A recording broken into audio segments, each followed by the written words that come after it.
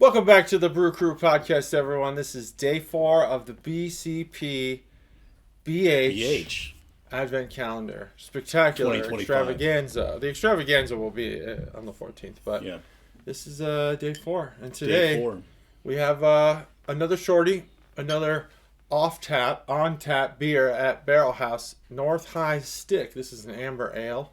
Yep, North High I have Stick. 2 things on here. Well, it says filled on. And then it has 6.2, and then on the opposite side of the label it says 11.8. I think those are swapped because it was filled on 11.8, which is November 8th. That's right. Which is when we did our calendar. That's right. And 6.2 is probably the booze. It is. I checked the website. The booziness. So North High. This is our second North High of the calendar. And in short order, too. In rapid short order. 1 and 4. That's right. 1 and 4. So let's crack this baby open, get drinking, and we'll all right, ready? Talk. You count it down. A 3, a 2, a 1. Your house, your countdown. Man, it was a perfect crack, but you couldn't hear it. You couldn't hear it. So we got the bottle cap art today. Oh, yeah. Back again with the lack of can art. Mine says Dayton loves beer, and it looks like maybe the Barrel House is the thing. I cannot see what this picture is at all. So there's that. Maybe it's the skyline. Do you think that's the skyline? Or is it Barrel House? I can't tell. I can't either. It could either be one building or it could be all the buildings. Could be. Can't tell. Mine's extra special today. Apropos. Very simple bottle top art. It just says, don't be a dick. Don't be a penis. A dick. Okay. What if you want to be, though? Apparently somebody thought that I should have that one. Well, I'm sure we all have one in there. Well, isn't that what this... No, I'm not going to say it. So here... Because then we'll have to start over. And I don't want to start over. We're not going to start over. All right. It's time for the pour. It's time for the pour. Are we going to synchronize our pour pours? It up. No, we're not going to synchronize our pours.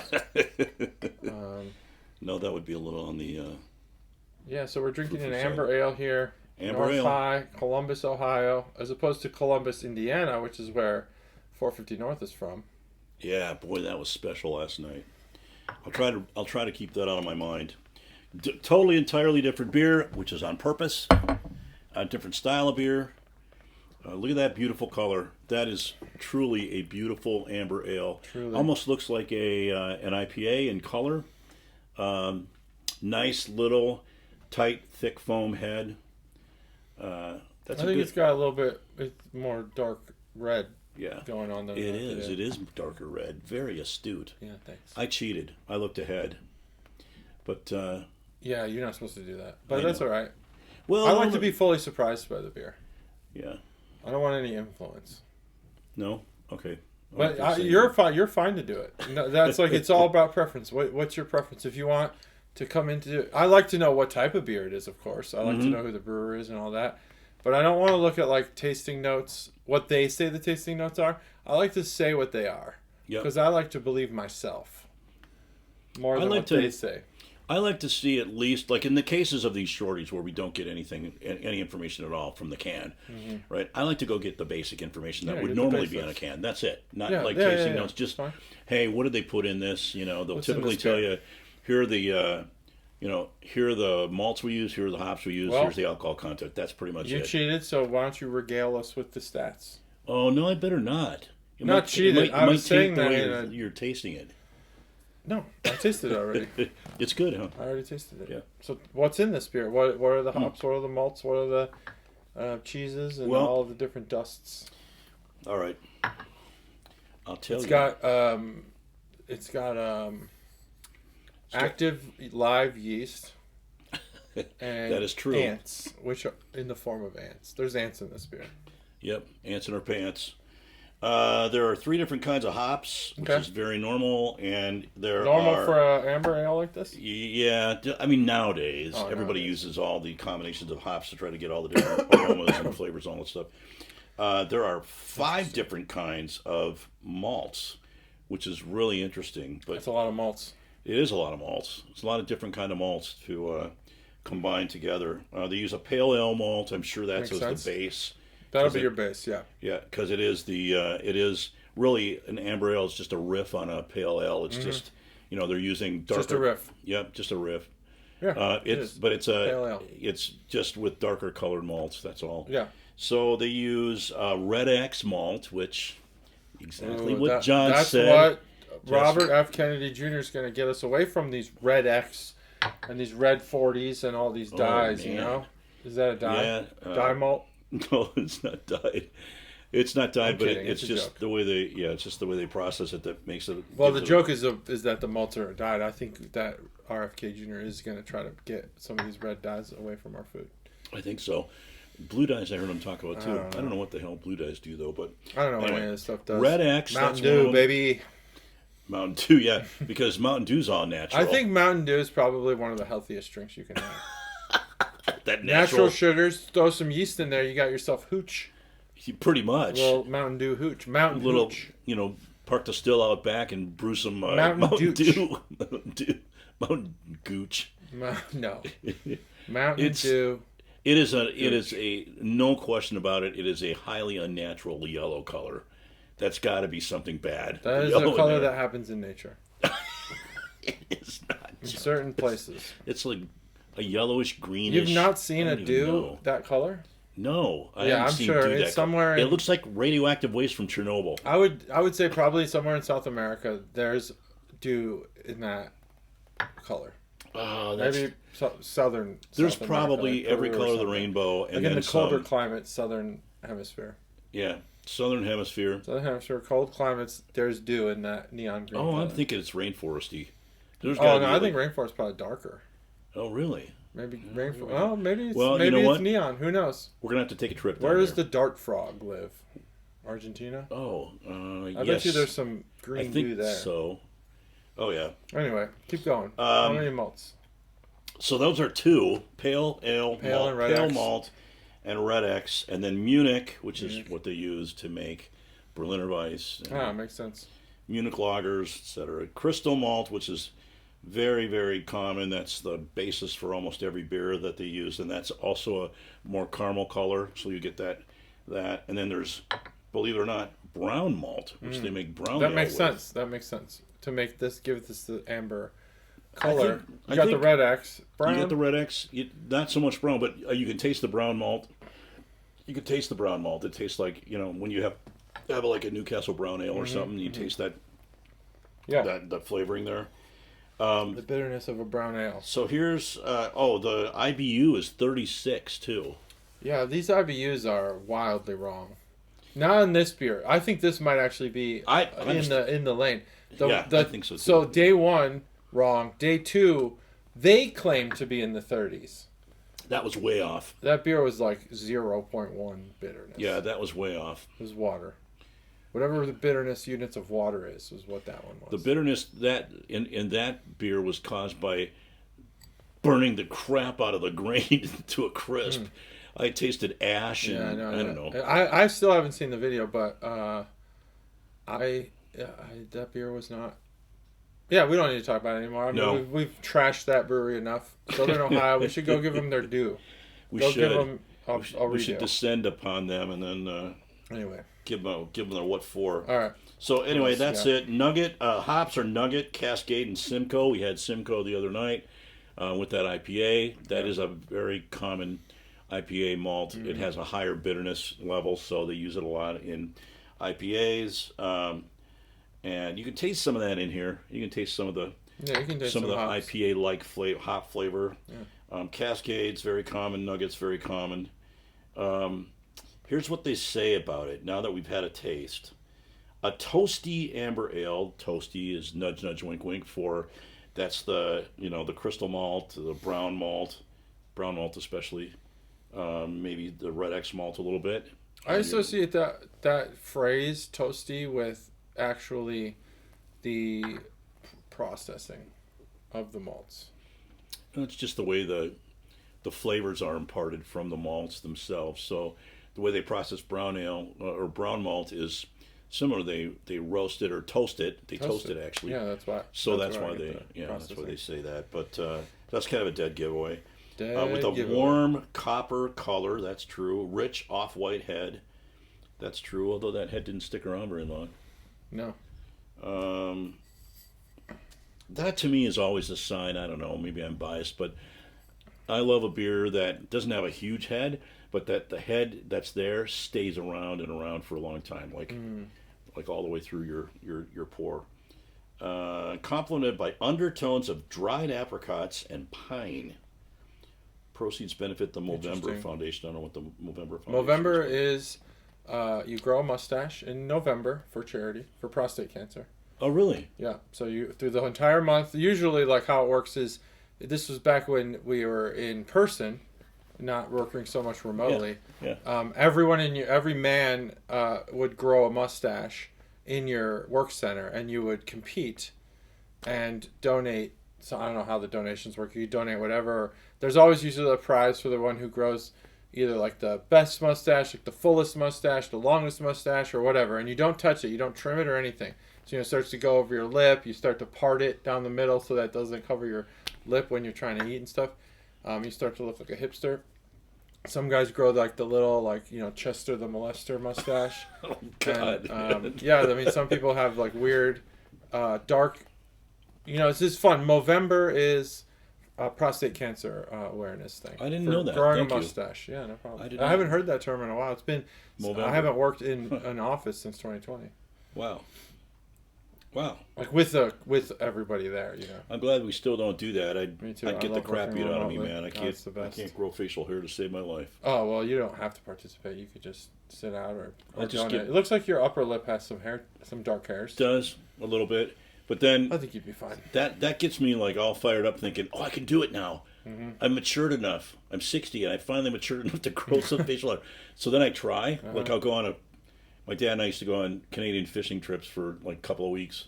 Fly-ins, and we just go, and I'd go, oh yeah, I'm gonna do it this time, right? I'd come back, it'd be like all patchy and scraggly. Well, you don't grow the beard part out.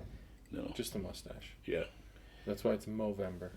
M for mustache. Nice. You know who's pretty decent mustache grower? Paul Skeens. Really? Pittsburgh Pirate pitcher Paul Skeens. That's a lot of P's. It is. Pittsburgh Pirate pitcher Paul Skeens. It's a lot of alliteration. That's what this episode title would be if we had episode titles. But we don't. And Matt did text me this morning just the phrase, or he emailed me the phrase, and it wasn't spelled like I said it. It was spelled the way that we heard it, which was pure anus.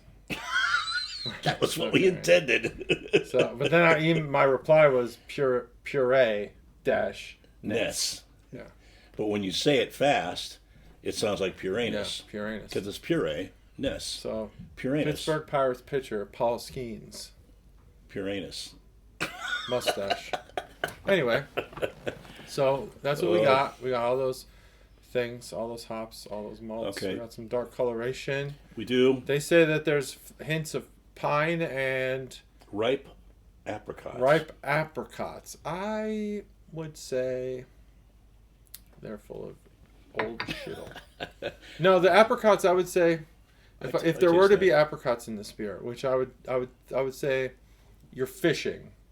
You're on a fishing expedition and you pulled apricots because it's the closest that you could get to something, in the fruit or whatever category. Fruit or flower or herb category. I think that was a fishing expedition. Now, I will say, if you were to say that, like if I was the person who said that, I would use dried apricots over fresh ripe apricots, because I could see where maybe a dried apricot flavor can come through in this beer on the breath.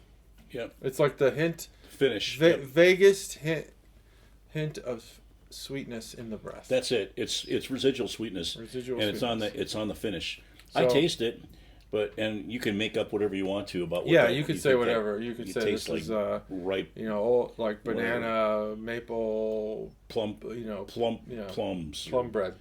Who knows? Yeah, but there is residual sweetness there. I taste plum bread. Yeah, plum bread. Nice. See, I'm right. Nice. You can't prove me wrong. I can't prove anything. I can't prove the apricot guy wrong. No. Of course, he's probably been around beer more than I have, and he could probably turn his nose at me and say, "You're an idiot." And to that, I would say, "You're wrong." if you're drinking a beer, here's something. If you're drinking, so we're drinking this beer fairly cold, right? Fairly. If you're drinking it at room temperature, or even between room temperature and the temperature we have, or colder than we are, right? You're going to taste different things. So could he have actually? Yeah, we can warm it up and see. Yeah, I know we do that with stouts. Hold it in your hand, let it warm up a little. Yeah, and the flavor profile changes, right? So he maybe smelled what he thought was some apricots or dried apricots or whatever. It's definitely dry because you get that dryness in the finish anyway. So it's going to be dried whatever it is. I don't know if the smell is more buttery toast. It's nice. Buttered toast. This smells buttered toast. Smell it. You get that? It's like that's from the malt. Buttered toast. That's from the malt for sure. Buttered. I do not smell or taste pine in any way. Pine? No. There's no pine in there. No pine there. There's no pine. That's another fishing expedition because the bitterness of the malts mixed with the hops, which is a combination that's I think where you can start to that's like the equalizer. Mm-hmm. You shift the base, you do the treble, whatever, and you get whatever difference in your amber ale than the next guy who makes his. And I think that again, I think sometimes, no offense to the guy who wrote that, but it's another one of those fish. I'm gonna say like pH fishing expeditions because you can't prove him wrong. Technically you could get that if you really tried. Like if you really overthink this beer, there's pine in here for sure. But it's just like there's an earthiness about the combination between the malts and the hops that elicits just like like really what it is honestly is it's like a fall flavor, and it's generic. Maybe it's dead leaves, maybe it's pine, maybe it's a little bit of grass and dirt mixed together. Who knows? It's earthiness. It could be anything. You could say it. Just say, because when I see earthiness on a beer, which happens occasionally, I think pine as well. So you can kind of crisscross them. But I actually think this is more just like, it's like what happens when Katie decorates for the fall season. Yep. Just has this like, the house goes from like this nice like clean white painted plain summery feel to like everything, like the lights seem a little dimmer because all the colors around the house change to like orange and red and brown. Yep. And it's like so that feeling that you get when you in the fall when the leaves change is the flavor, the earthy flavor you get in this beer. Yep. That was a lot of words. Yeah, I mean, I'm definitely tasting. It's dead leaves. Dead leaves. It's dead leaves. It's wet, dead leaves. Wet leaves. Which is not. You think because they're dead, it's bad. That actually. That sounds like a negative thing. Like when you're raking, it sounds negative, but when you're raking and stuff, there's that smell. It does pop up from the leaves. Yep. And it's actually, I like that smell. It's kind of cool. It's a great smell. I like fall smells. It's a great smell. There's nothing wrong with dead leaves. Well, this is get them out of your yard. It is North High says this is a seasonal beer. It's not a year-round beer. It makes sense. And the seasonal beer is October to April. So it would be to fall, April. Yeah, fall, late fall, and then winter. I guess that's a long season. That's 3 seasons. Well, this also has hints of like a winter lager to it too. When you have like a dark lager and they call it a winter lager, it's got a very similar finish to it. So I've warmed this beer up with my hands, and it's getting more metallic. So I'm still going to disagree with the taste profile. Yeah. It's okay. Sometimes they nail it. Yeah, I taste more caramel in here than I do, ripe apricot or pine. I saw that caramel was on the, was not like Untapped has caramel on there, but I'm not sure I'm getting that. I taste it. I'm tasting caramel and... All right. Well, we've talked about the flavors and something else. I'll wait. I didn't mean to cut you off. Go ahead and identify that last thing you're tasting. It is a little woodsy. It's a little woodsy, right? It is. It's a little woodsy in the finish. Woods in the fall. Yeah, like walking through the woods. And going through, you went to that little slightly damp. Gatlinburg, Tennessee. You're walking through the mountains. You're on a hike. But it's fall. Yeah, it's the fall. The leaves have fallen, kicking them around to get a little sniff of the trail. It tastes. It's like this beer. It's perfect. Yep. It's a perfect mountain hiking beer. Yeah, I would take this beer hiking in the cold. Yeah. In the chilled fall weather, I would take this beer on a hike with me. It's a good fall beer. It's a good walking beer. I think it's a good fall beer, yeah. Put it in your canteen. It reminds me almost of an Oktoberfest, although Oktoberfest is a lager, and this is an ale, so you've definitely got a richer, kind of a deeper well on the flavor profile of this. I always like ales better than lagers, but it has very similar characteristics to an Oktoberfest, which I enjoyed during that season. Yeah. All right. What do you got? All right. What are you thinking? Score-wise? Yeah. You got your score locked in? Yep. I want to be influenced. I'm gonna give this beer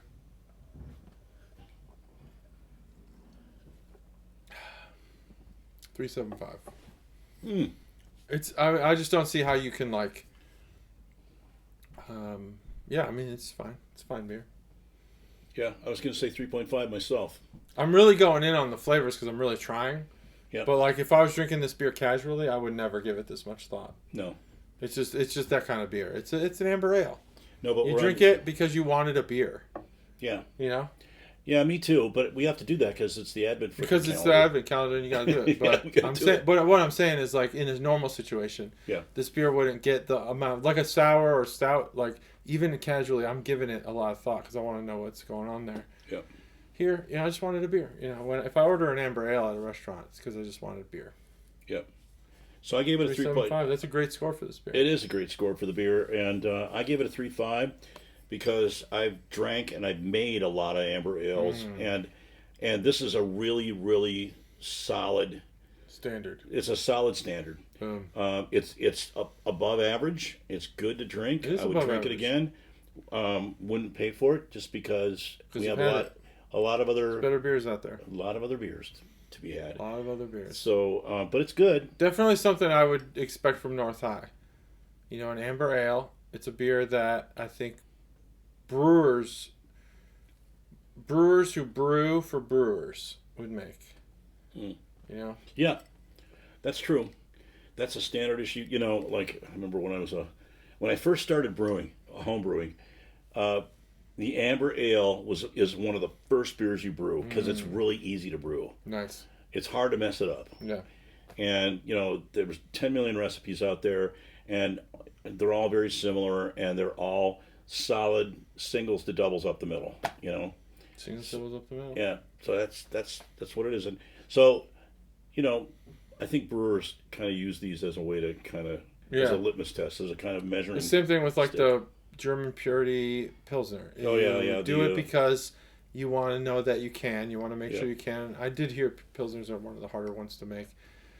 But, this beer is just kind of like, it's just what you said. We don't need to rehash it. Nope.